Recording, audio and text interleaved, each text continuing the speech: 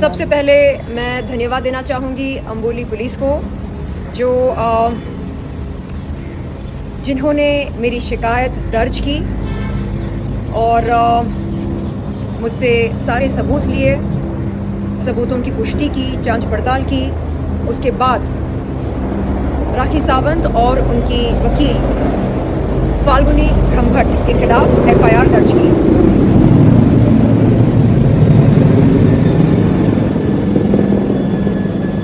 तो मैं धन्यवाद देती हूँ अंबोली पुलिस को जिन्होंने मेरी शिकायत दर्ज की और राखी सावंत और उनकी वकील फाल्गुनी ब्रह्मभट्ट के खिलाफ एफआईआर दर्ज की। अब मैं आपको क्रोनोलॉजी समझाती हूँ। क्रोनोलॉजी यानी 1 by 1 इवेंट्स की जो चेन है वो समझाती हूँ। सबसे पहले मैं कहाँ गई? एग्जैक्टली सही जवाब मैं गई थी जुहू पुलिस चौकी। कब? 3 नवंबर के दिन राखी सावंत के खिलाफ शिकायत दर्ज करने। जुहू पुलिस चौकी ने क्या कहा सॉरी मैडम, हम ये शिकायत नहीं ले सकते। मैंने पूछा क्यों? तो कहा कि घटना स्थल उनके जुरिस्डिक्शन में नहीं आता है। घटना स्थल क्या है? फिटनेस फर्स्ट, ये वो जिम है जिसके बाहर राखी सावंत ने कई इंटरव्यूज़ के दौरान मेरी अश्लील तस्वीरें, वस्त्रहीन अभद्र वीडियोस मीडिया को साझा किए, पब्लिक प्लेटफॉर्म में दर्शाया। इसके अलावा उन्होंने मेरे लिए कई सारी अभद्र, अश्लील, गंदी, घिनौनी टिप्पणियाँ की। तो मैंने कहा ओके सर, नो प्रॉब्लम, मुझे क्या करना चाहिए बताइए। उन्होंने कहा आप ओशीवारा पुलिस चौकी जाइए। मैं वहाँ गई। ये देखिए ओशीवारा पुलिस चौकी, शिकायत लेकर मैं वहाँ गई 7 नवंबर के दिन राखी सावंत के खिलाफ शिकायत दर्ज करने। ओशीवारा पुलिस चौकी ने क्या कहा सॉरी, हम आपकी शिकायत नहीं ले सकते। मैंने पूछा क्यों? कहा घटना स्थल हमारे जुरिस्डिक्शन में नहीं आता है। मैंने पूछा मैम जुहू पुलिस चौकी ने भी यही कहा, आप भी यही कह रहे हैं, तो मैं जाऊं तो कहाँ जाऊं? उन्होंने कहा एक काम करो, आप अंबोली पुलिस चौकी जाओ, क्योंकि ये जो फिटनेस फर्स्ट जिम है ये सब टीवी लेन में है, तो ये अंबोली जुरिस्डिक्शन में आता है। मैंने कहा मैम ये जो अपराध है ये सोशल मीडिया पर वायरल हो गया है, प्रसारित हो चुका है, तो क्या फ़र्क पड़ता है जुरिस्डिक्शन कहाँ का है, जुरिस्डिक्शन बैठता है कि नहीं बैठता है, आप शिकायत दर्ज कीजिए ना मेरी। उन्होंने कहा नहीं, ऐसा नहीं चलता है, जुरिस्डिक्शन के अंदर अगर घटना स्थल हो तो ही हम शिकायत दर्ज कर सकते हैं, ये कानून कहता है। उन्होंने मुझको समझाया। मैंने कहा कोई बात नहीं। तो उस दिन मैं वहाँ से सीधे गई अंबोली पुलिस चौकी पर। तारीख देख सकते हैं 7 नवंबर। तो वहाँ पर मैंने ये शिकायत दर्ज की। मैंने कहा सर अब आप तो प्लीज़ मत बोलिए कि यहाँ मेरी शिकायत दर्ज नहीं हो सकती, क्योंकि fitness first gym Amboli jurisdiction में आता है, निश्चित रूप से आता है। प्लीज़ सर, मैं थक चुकी हूँ, दर ठोकरें खाकर मैं थक चुकी हूँ, प्लीज़ मेरी शिकायत दर्ज कीजिए। उन्होंने कहा बेशक आपकी शिकायत दर्ज की जाएगी। उसके बाद मुझको अगले दिन बुलाया, बयान लिया, सबूत मांगे मुझसे। मैंने सारे सबूत सोशल मीडिया में से निकाल कर उनको दिए। उन्होंने उन सबूतों की पुष्टि की। उसके बाद एफआईआर दर्ज किया राखी सावंत और उनके वकील फाल्गुनी ब्रह्मभट्ट के खिलाफ। उसके बाद क्या होता है, कहानी में ट्विस्ट आती है, और वो ट्विस्ट क्या है? 9 नवंबर की रात को अचानक शर्लिन चोपड़ा के खिलाफ एफआईआर दर्ज होती है। कहाँ? ओशीवारा पुलिस चौकी में। मैं परेशान, अरे ये क्या हो गया रातों रात, ये कैसे हो गया? तो मेरी समझ के बाहर है ये।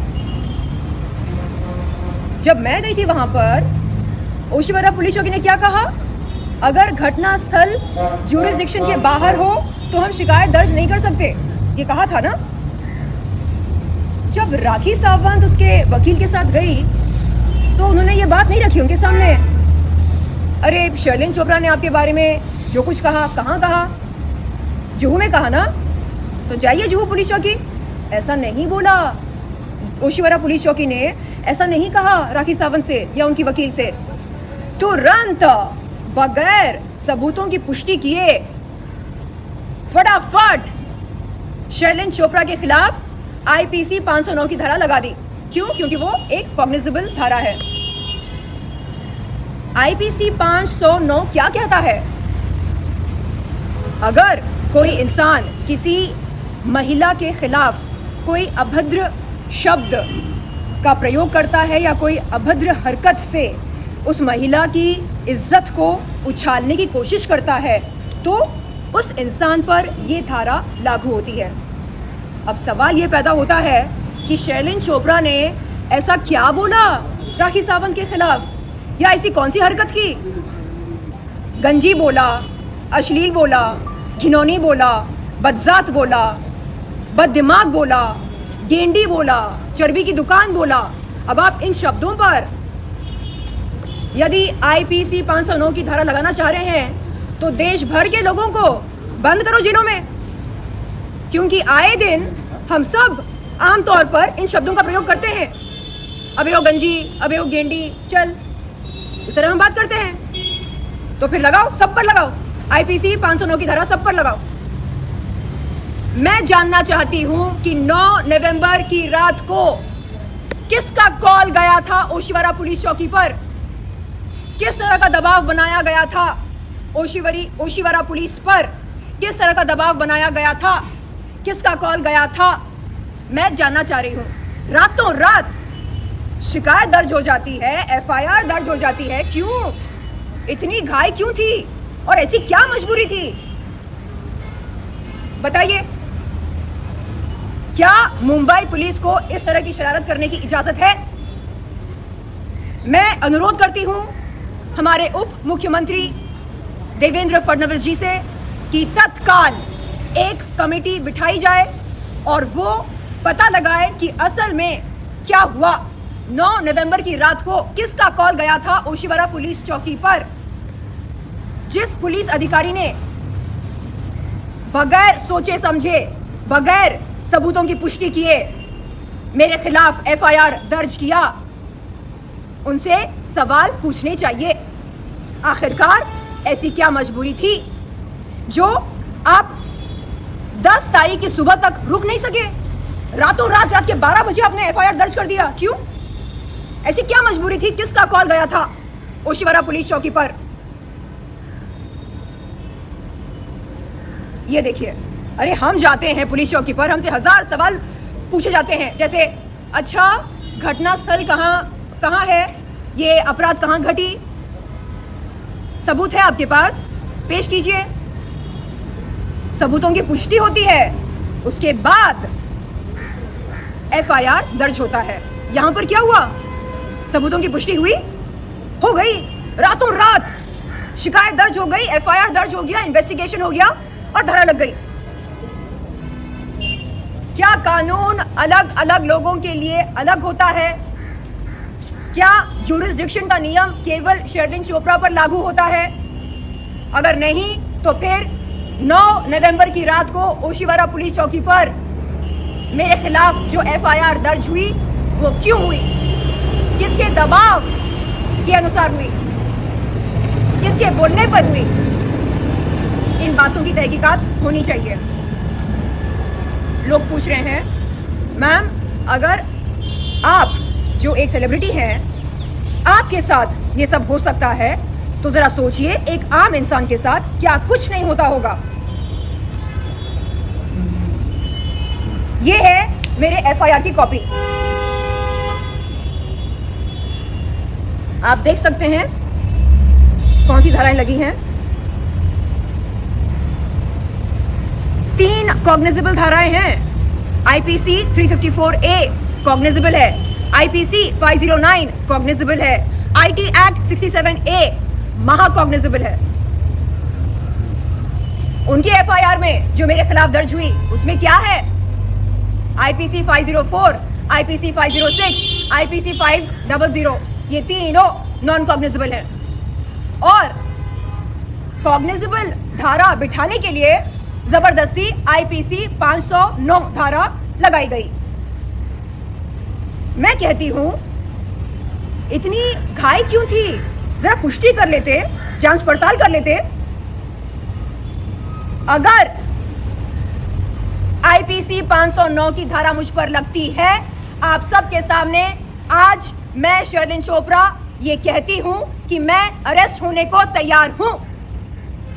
लेकिन अगर ये धारा नहीं लगती है तो ओशिवरा पुलिस चौकी बताए मुझे कि क्यों जल्दबाजी में ये एफआईआर दर्ज किया गया मेरे खिलाफ। ऐसी क्या मजबूरी थी, ऐसा क्या दबाव था उन पर?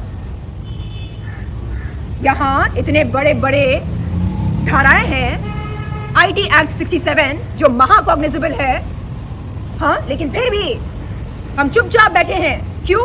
क्योंकि हमें अंबोली पुलिस पर पूरा यकीन है, पूरा विश्वास है।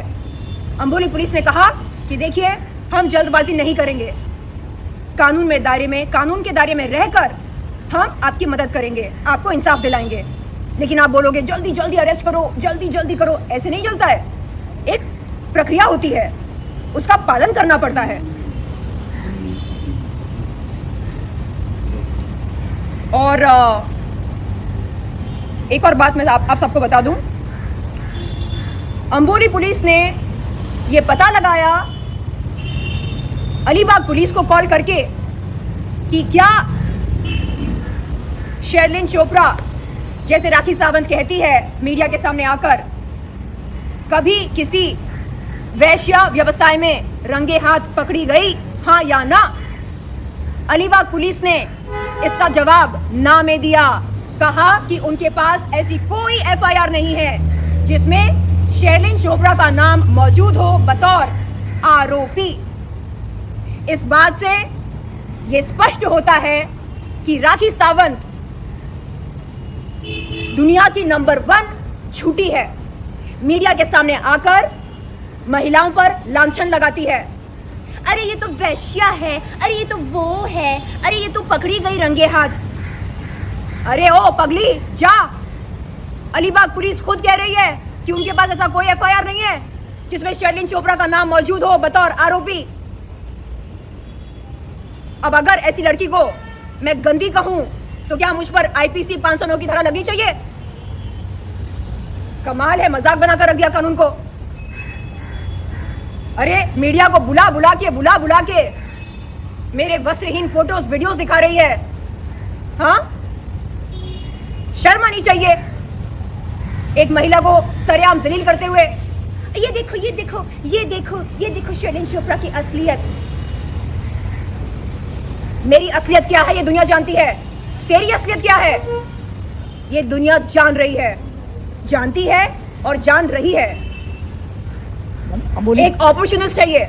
जब जब कोई महिला यौन शोषण के खिलाफ आवाज उठाती है, उसकी लड़ाई में जबरदस्ती आ जाती है बीच में। क्यों? पब्लिसिटी बटोरने के लिए। अरे जाकर अपनी लड़ाई लड़ना। अंबोली पुलिस जो एक्शन ले रही है उसके बारे में क्या कहना चाहेंगे? जी, अंबोली पुलिस ने मुझको ये आश्वासन दिया कि बहुत जल्द मुझको न्याय मिलेगा, इंसाफ मिलेगा। उन्होंने कहा कि राखी सावंत और उनकी वकील फाल्गुनी ब्रह्मभट्ट को समन्स नोटिस इशू कर दी गई है। मैम, जो एफआईआर राखी जी ने दर्ज कराई है उसके खिलाफ आपने कोई लीगल एक्शन लिया है ओशिवरा पुलिस स्टेशन पर? जो एफआईआर राखी सावंत और उनकी वकील फाल्गुनी ब्रह्मभट्ट ने 9 नवंबर की रात को ओशिवरा पुलिस चौकी पर दर्ज कराई, वो एकदम बेबुनियाद है, गलत है, झूठा है। और इसलिए मैं उप मुख्यमंत्री देवेंद्र फडणवीस सर से ये गुजारिश करती हूँ कि जल्द से जल्द एक कमेटी बैठाई जाए जो ये पता लगाए कि कैसे वो एफआईआर दर्ज हुआ। रातों रात किसका कॉल गया था ओशिवरा पुलिस चौकी पर, क्या दबाव था ओशिवरा पुलिस पर, क्या मजबूरी थी उनकी। जी धन्यवाद।